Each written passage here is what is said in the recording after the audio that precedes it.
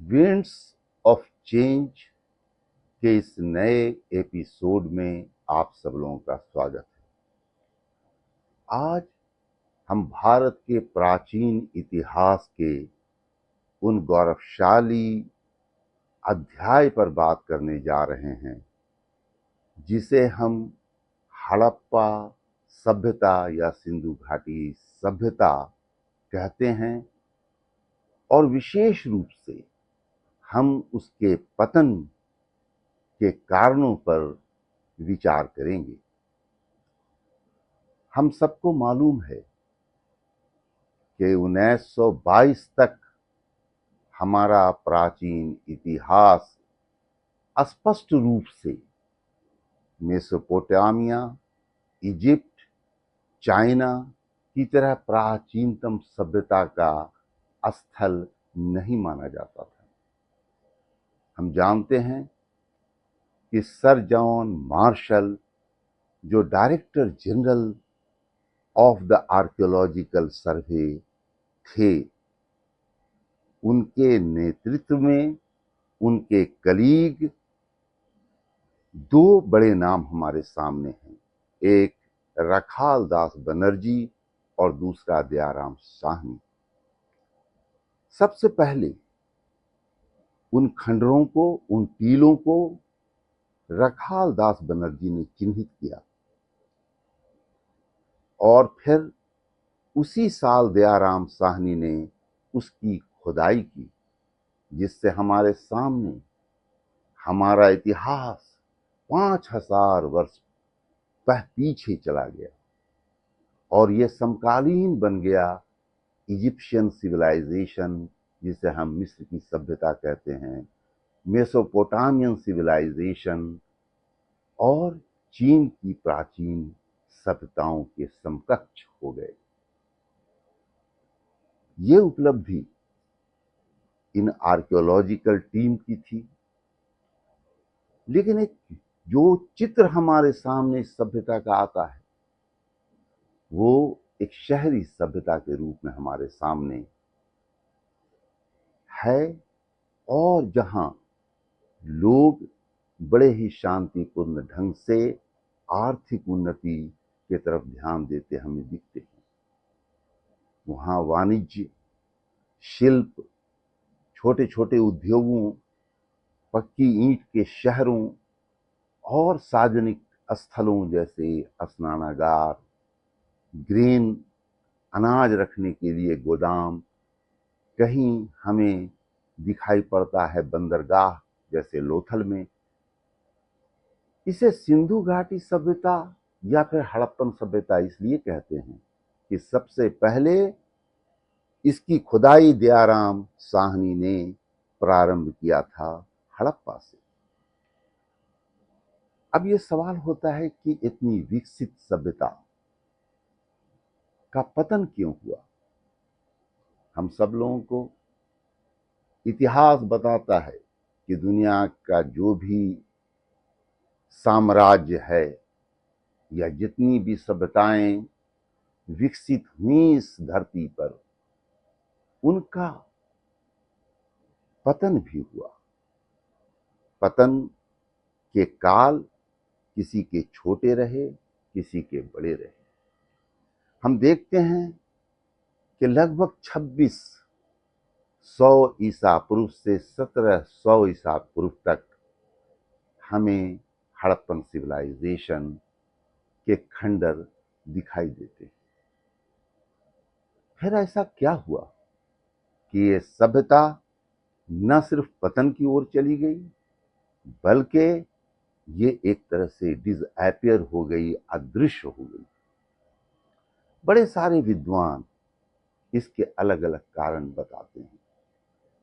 अगर हम बात करें व्हीलर महोदय की, तो उन्होंने इसके लिए जिम्मेदार बताया है आर्यनों के आक्रमण को, और बहुत खून खराबा हुआ था उस आक्रमण में, ऐसा उनका विचार है, जिसके कारण सिंधु घाटी सभ्यता का पतन हो गया।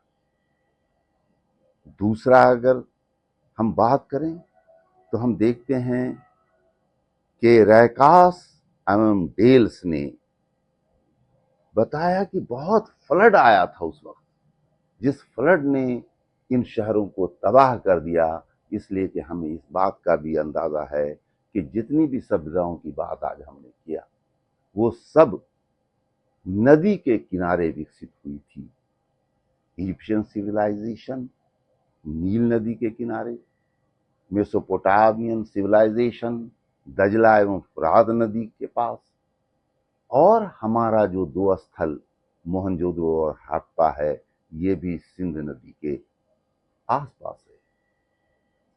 तो ये भी एक संभावना हो सकती है कि फ्लड के वजह से और भयानक फ्लड के वजह से इस सभ्यता का विनाश हुआ। कुछ विद्वानों ने, जैसे WA फेयर सर्विस ने बताया कि ओवर कल्टीवेशन, बहुत ज्यादा खेती के कारण भूमि अनुपजाऊ हो गई। किसी ने बताया कि नदियों ने अपना रास्ता बदल लिया जिसकी वजह से यह सभ्यता खत्म हो गई। किसी ने कहा कि ग्लोबल वार्मिंग का इफेक्ट था, क्लाइमेटिक चेंज का इफेक्ट था जिसके वजह से यह सभ्यता खत्म हो गई।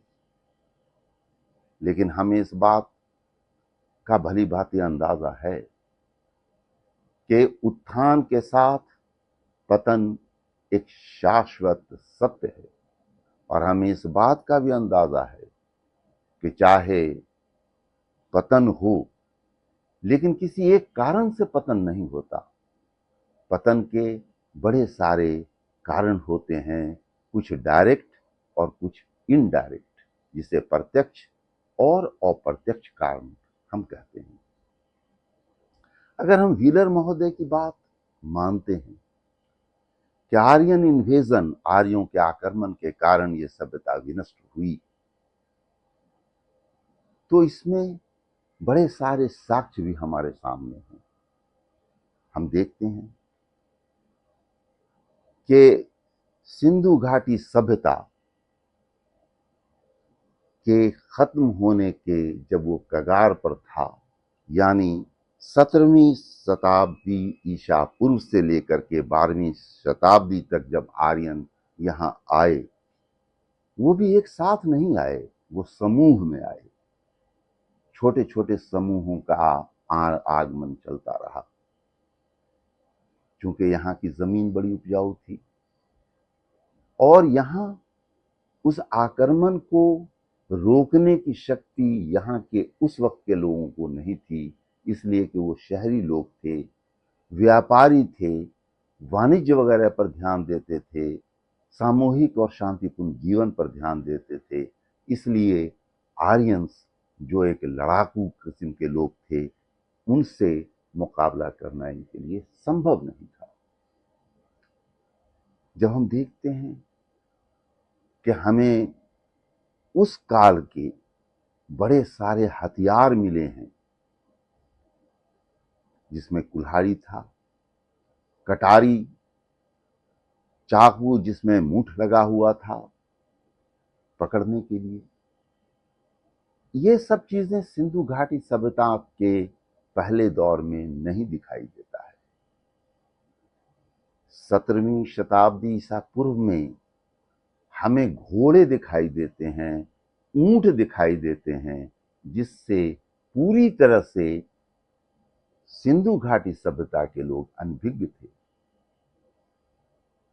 बाद में हम ऋग्वेद के बड़े सारे श्लोकों को देखते हैं तो हमें पता चलता है कि घोड़ा बहुत ही महत्वपूर्ण जानवर था।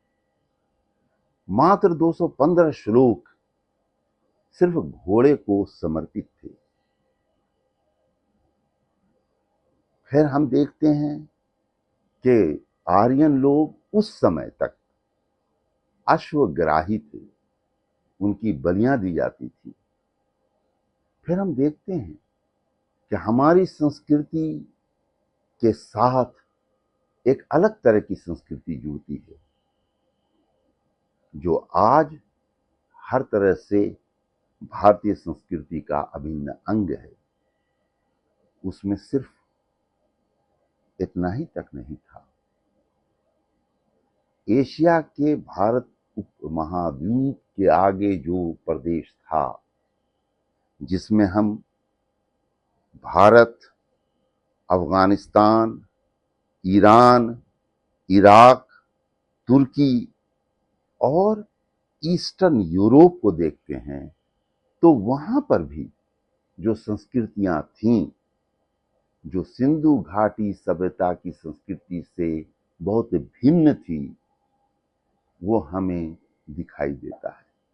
हमें भाषा भी उनकी दिखाई देता है कि प्रोटो इंडियन या आर्य इंडो भाषा उस पूरे प्रदेश में बोली जाती थी।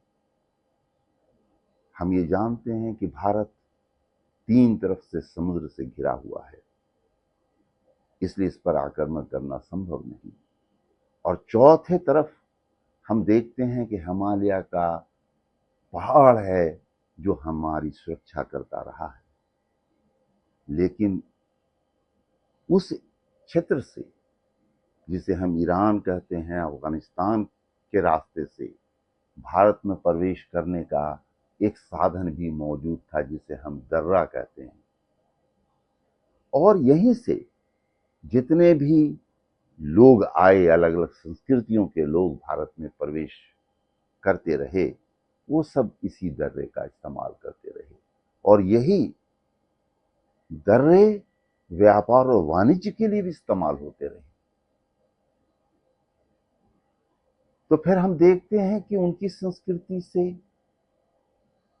यहाँ की जो मौलिक संस्कृति थी, जो सिंधु घाटी सभ्यता की संस्कृति थी, उसमें अंतर क्या था? बलि प्रथा। दूसरा अंतर था अग्नि की पूजा। तीसरा था सोम रस की बात।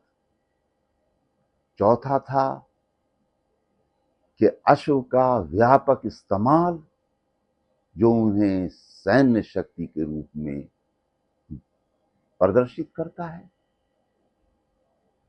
मानी हुई बात है कि सिंधु घाटी के शांति प्रिय लोग आर्यन लोगों से मुकाबला करने में सक्षम नहीं थे।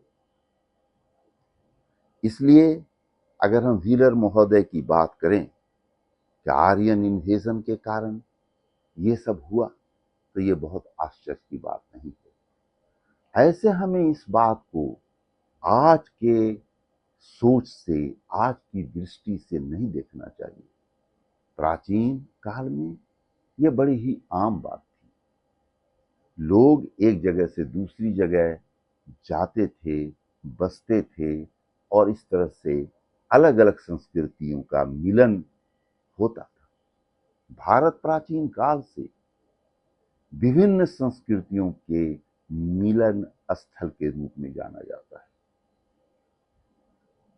हम देखते हैं कि इंडो आर्यन भाषा अलग अलग तरीके से पूरे दक्षिण एशिया में बोली जाती है।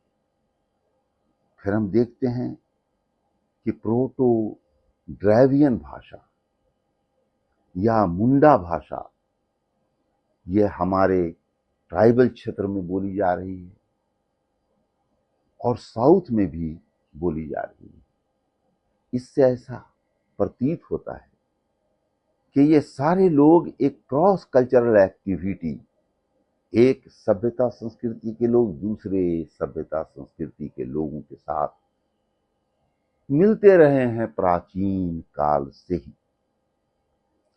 अब हम देखते हैं कि एक और बड़ा अंतर हमें दिखाई देता है।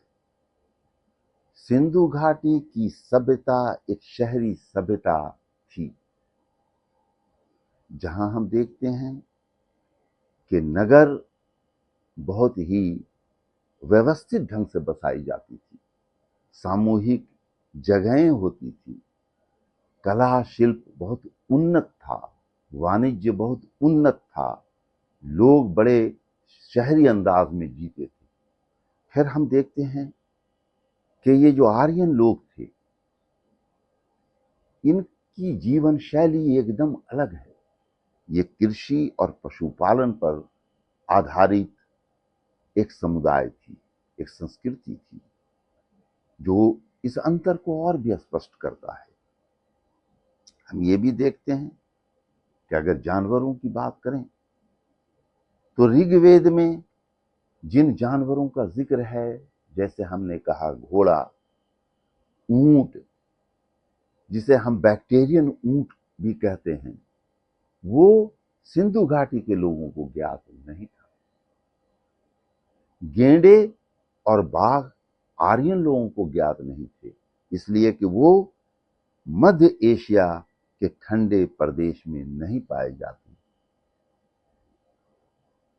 हमें 1700 के लगभग ऊंट और घोड़ों की मौजूदगी भारत में दिखाई देती है, जो स्पष्ट रूप से दक्षिण एशिया से आए थे और जो आर्यन लोगों के द्वारा लाए गए थे।